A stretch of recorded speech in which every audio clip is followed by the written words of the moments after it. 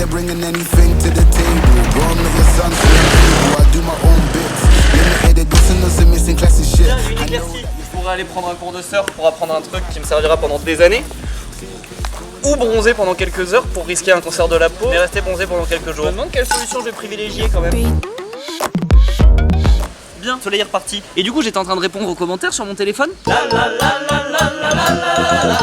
Ouais, la FAQ pour sortir une vidéo par jour, c'est quand même la grosse astuce. En plus, j'ai eu plusieurs fois la même question, quels sont les pays que j'ai préférés, quels sont les pays que j'aime le moins. Après, c'est qu'à moitié valable comme avis parce qu'il y a encore plein de pays dans lesquels je suis pas allé. Je suis jamais allé en Amérique latine par exemple. Alors que plein de gens disent que l'Argentine et la Colombie sont. Commençons par mes préférés, mais ça dépend pourquoi, il n'y a pas vraiment d'ordre. Pour vivre, je pense que c'est Dubaï. Parce que vraiment, c'est fou, ça donne l'impression d'être sur une autre planète. C'est beau, c'est propre, la qualité de service est folle, c'est pas si cher au final. La météo est parfaite pendant 8 mois de l'année, la bouffe est trop bien avec la bouffe libanaise, la bouffe indienne, même française si on a un peu plus de budget. Et même l'ambiance globale, les gens, tout le monde est là pour bosser, tout le monde est là pour se dépasser. Et je trouve qu'à force de voir des lambeaux passer dans la rue, on finit par en avoir envie d'une, donc ça motive et ça donne envie de bosser. Et on voit des lambeaux partout dans la rue aussi parce que c'est hyper sécure et ça c'est incroyable.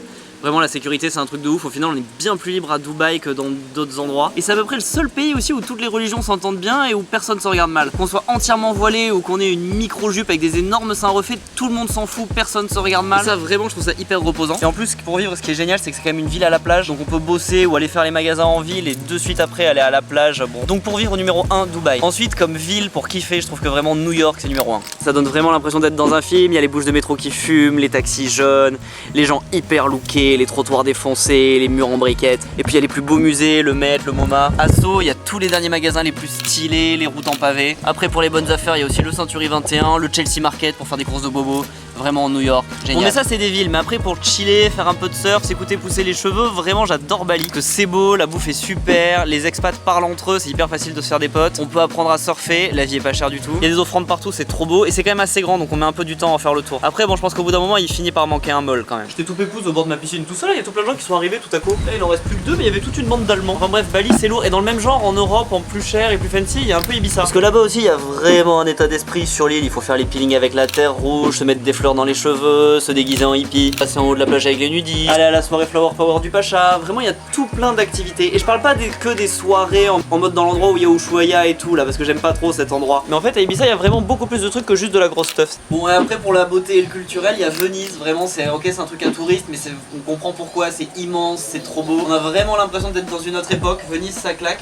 Dans le même genre il y a Rome, parce que franchement qu'on soit catho ou pas, le musée du Vatican avec toutes les statues et la chapelle Sixtine ça défonce. Et après comme autre destination que j'avais adoré et dans laquelle j'ai trop envie de retourner, il y a Tokyo. Parce qu'alors là c'est fou et c'est encore une autre planète, vraiment on n'a rien à voir avec les japonais. On n'a pas du tout la même culture, on mange pas la même chose. Au niveau du respect, de la vie en société, on fait à peu près rien comme eux. Et du coup c'est quand même très amusant de se saluer à mort en rentrant dans les magasins. Les filles déguisées en cosplay dans la rue, les mecs aussi d'ailleurs, c'est pas un truc que de filles. Mais c'est hyper propre, un peu moderne, un peu ringard aussi, genre c'est très bizarre. Et puis ils ont une vraie culture des fringues bien à eux, la bouffe est cool et pas très chère. Non vraiment Tokyo ça vient de réouvrir et je pense que je vais y retourner. C'est un peu comme Séoul mais beaucoup plus poussé, beaucoup plus cool. Les japonais ils sont encore bien plus éloignés de nous que les coréens, on a vraiment rien à voir avec eux. Après je crois vraiment quand même que je vais rester très longtemps à Bali, cette assiette coûte 4,30€. Vraiment ça existe pas ce genre de prix. C'est un piège, je vais être obligé de rester ici, faut que je trouve un métier. Ah et tu peux aussi me suivre sur Instagram, les gens cool me suivent sur les deux. Balthazar On, c'est écrit là, en gros, tu peux pas le rater. Same place going in the heart of the city, nitty gritty feels iffy and the eyes feel shifty.